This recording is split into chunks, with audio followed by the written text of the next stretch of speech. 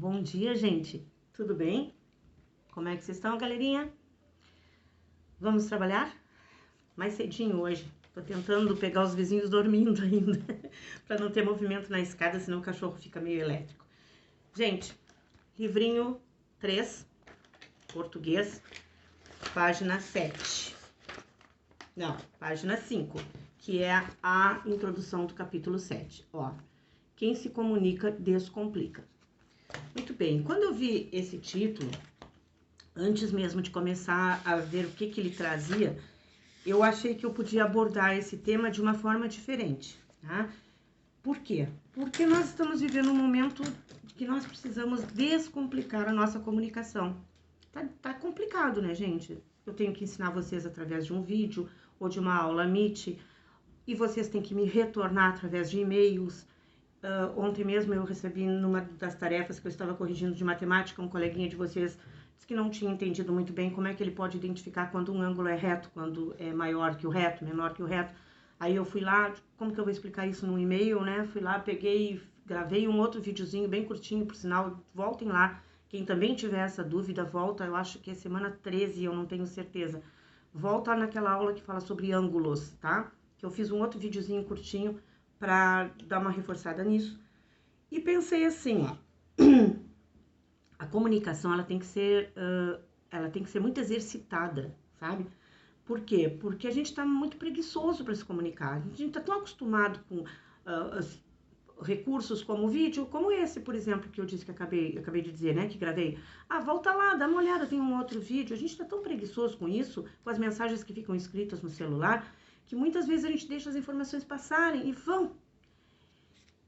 E quando se lê, acontece muito disso. Tem muita gente que começa a ler um livro e aí leu 2 páginas, tem que voltar e ler de novo, porque já esqueceu o que dizia na primeira. A gente precisa exercitar desde já, que vocês são pequenininhos, a reter informação. E por isso eu vou fazer uma experiência um pouquinho diferente hoje com vocês. Tem um texto que começa ali na página 7, que é um conto. Ele é bem grandão, ele vai terminar só na página 13, da 7 até a 13. E vocês não vão ler esse texto, vocês vão ouvir esse texto. Depois no Drive eu vou explicar direitinho qual é o procedimento, mas eu preciso que as mamães me ajudem aqui.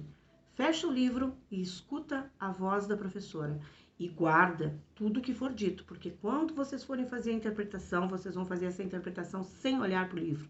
Só consultando o que ficou guardado aqui, tá bem? Desafio. Vamos lá, então. Conto. Quando fiz 7 anos, é o título. Lá estava meu avô. Lá estava como se lá sempre estivera, naquele quartinho entre aparelhos elétricos que não funcionavam mais. Rádios, ferros, liquidificadores e com várias ferramentas, chave de fenda, alicate, martelo. Quando mais novo, porém, ele fora dono de uma loja de aparelhos eletrodomésticos, a primeira em nossa cidade, com ela criando uma família de 8 filhos. Depois, com o avançar da idade e suas limitações e doenças, foi se afastando da loja e em seguida do convívio social, recolhendo-se à sua casa. Ao morrer minha avó, ele aceitou morar com um dos filhos, que além de um quarto para dormir, lhe cedeu o quartinho do fundo, onde ele passava a maior parte do tempo e chamava de oficina. Era lá, na oficina, que eu ia encontrá-lo.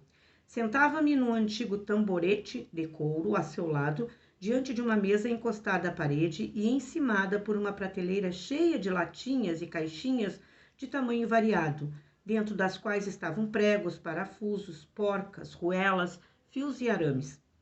Sentava-me e ficava observando-o trabalhar. Às vezes o ajudava em pequenas coisas. Eu não entendia bem o que ele fazia, nem ele me explicava, sempre fora de poucas palavras. Mas eu percebia por sua expressão que ele tinha dificuldade em fazê-lo e que isso o deixava aborrecido. Ele abandonava então por um momento o serviço e dava um suspiro fundo, um suspiro de desânimo. Depois olhava para mim e aí, descontraindo-se, sorria ou dizia alguma coisa divertida.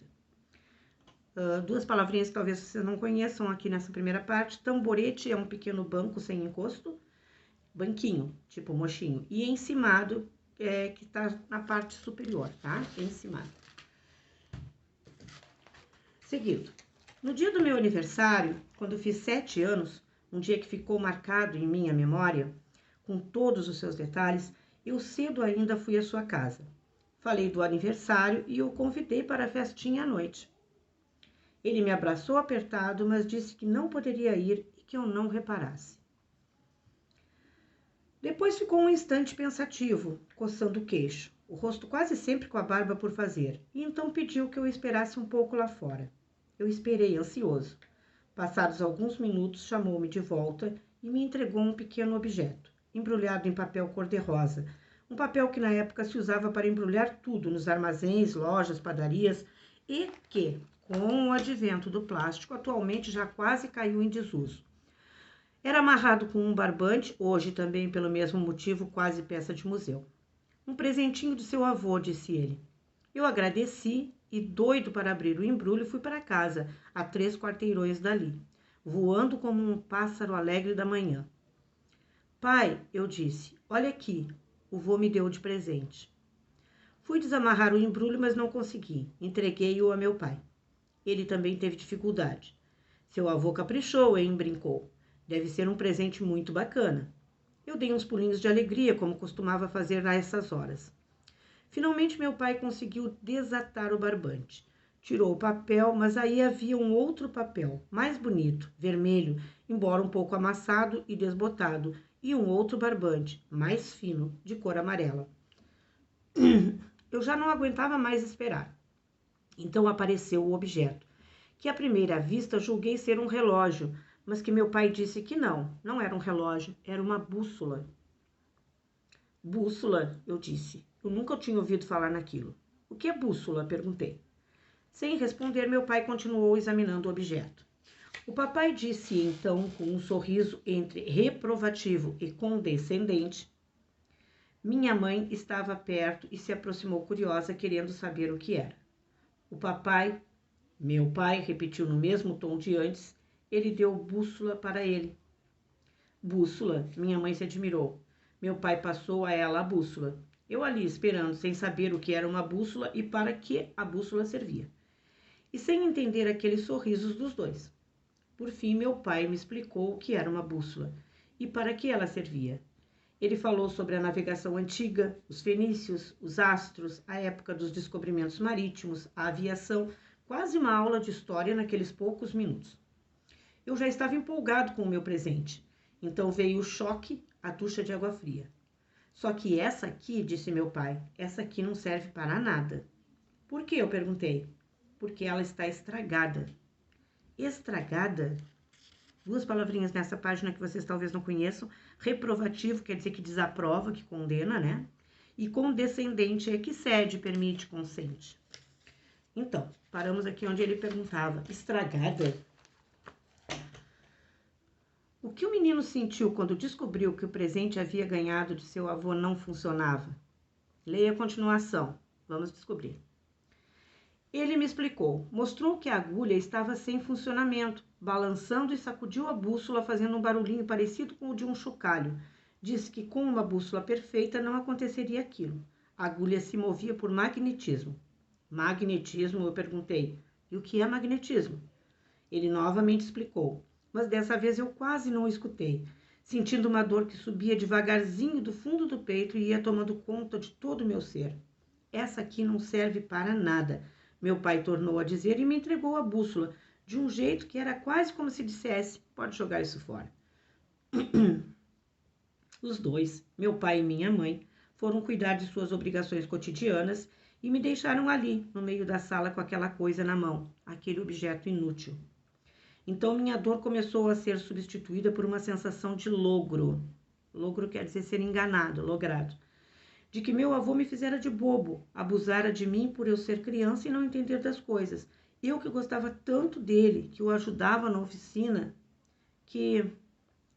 Aí me veio uma raiva imensa que me levou de repente até o jardim de casa, de onde eu pensei em atirar a bússola na rua, para que ela se espatifasse e fosse esmagada pelas rodas dos carros que passavam. Eu já ia atirá-la, quando, sem saber por que, não o fiz. Olhei-a novamente em minha mão, as letras bonitas e grandes, a estrela, a agulha, com barulhinho, e minha raiva foi diminuindo. Confuso, sem saber o que fazer, voltei para dentro com a bússola. Guardei-a então no lugar mais escondido de meu quarto, o fundo da última gaveta da cômoda, e voltei minha atenção para outras coisas naquele dia tão importante para mim. À noite, a festinha do aniversário. Bolo, biscoitos, docinhos, salgadinhos e guaranás. A casa se encheu de amigos e parentes e minha cama se encheu de presentes. Um revólver de espoleta, um jogo de sorte, um quebra-cabeça de madeira, uma bola de borracha, um livrinho de história infantil, a bússola guardada lá onde eu pusera. Nem de longe pensei em colocá-la na cama junto aos demais presentes. Estes sim, novos e interessantes, alguns bem caros. O aniversário passou, os dias comuns voltaram, mas uma decisão eu tomara em meu íntimo, sem comunicá-la a ninguém. Eu não iria mais ao meu avô. Não iria, nunca mais. Algum tempo depois, talvez um mês, meu tio, sempre muito ocupado e que quase não ia à nossa casa, apareceu lá para conversar sobre um assunto com meu pai. Ao me ver, ele disse: "Uai, sobrinho, você sumiu lá de casa? Seu avô pergunta sempre por você, eu acho que ele está sentindo a sua falta. Vai lá." Eu balancei a cabeça, mas não disse nada, nem que ia, nem muito menos porque não estava indo, e de modo algum que eu não iria mais. Mas fui. Um dia acabei indo. Cheguei, encontrei o portão aberto e fui entrando, até a área do fundo, para onde dava o quartinho, a oficina. Aproximei-me sem fazer barulho. Meu avô estava lá, mas dormia. Sentado na cadeira, a cabeça tombada ao peito, segurava no colo os óculos, um pequeno movimento e eles cairiam no chão de ladrilho, certamente se quebrando. Cheguei perto e pus de leve a mão em seu braço. "Vô", eu disse. Ele não se mexeu. Com todo cuidado, retirei de sua mão os óculos e os depositei na mesa. Depois fiquei observando um pouco, e aí peguei o tamborete e pus no lugar onde eu sempre me sentava. Acho que ele vai entender, pensei. Então, com o mesmo silêncio com que chegara, eu fui embora. Poucos dias depois, eu entrava para a escola, novidade que ocupou inteiramente o meu tempo e a minha cabeça. No mês seguinte, meu avô adoeceu de repente e veio a falecer sem que eu tornasse a vê-lo. Os anos se passaram, cresci, fiquei moço, casei, tive filhos. Meus pais já morreram, meu tio também. Muita gente daquele tempo já morreu. Dos presentes, os presentes que eu ganhei aquele dia, quando eu fiz 7 anos, só restou um. Este que eu vim guardando comigo ao longo dos anos e em todos os lugares onde morei. Uma velha bússola estragada. Engraçado, não é? E aqui termina a nossa história, gente. Ele não gostou do presente, era uma bússola que não funcionava. Ele ganhou outros presentes que lhe deixaram muito mais feliz, mas é engraçado que ele guardou por todos esses anos justamente aquela bússola. Os outros sumiram. Talvez seja assim com a gente também, né? A gente tem tantas coisas que se estragam com o tempo e que vão embora, mas o que a gente guarda mesmo de verdade, que no fundo são boas lembranças. E voltando a falar em lembranças, agora é hora de lembrar de tudo o que a tia leu. Sem olhar no texto, sem olhar no livro. Então as mamães vão me ajudar, vão ser minhas fiscais nesse trabalho, vocês vão voltar agora e responder a interpretação. Já quero deixar marcado aqui algumas questões que é para não fazer, tá? Porque precisaria que vocês lessem e eu não quero que leiam, é só consultando aqui na cachola. Então, marquem aí na página 8, a questão número 5, bota não. A 5 não é para fazer na página 8. Página 8, questão 5. Depois, na página 10, faz todas. Na página 12, não faz a 16. Na página 12, não faça a 16. E na página 14, não faça a 20. Ok? É isso. Mãos à obra. E, quando não lembrar, deixa em branco. É justamente o que eu quero saber. Se você não lembra, não cola, hein? Não me engana. Ó, tô de olho, conheço vocês, seus safados. Beijo, até a próxima. Tchau.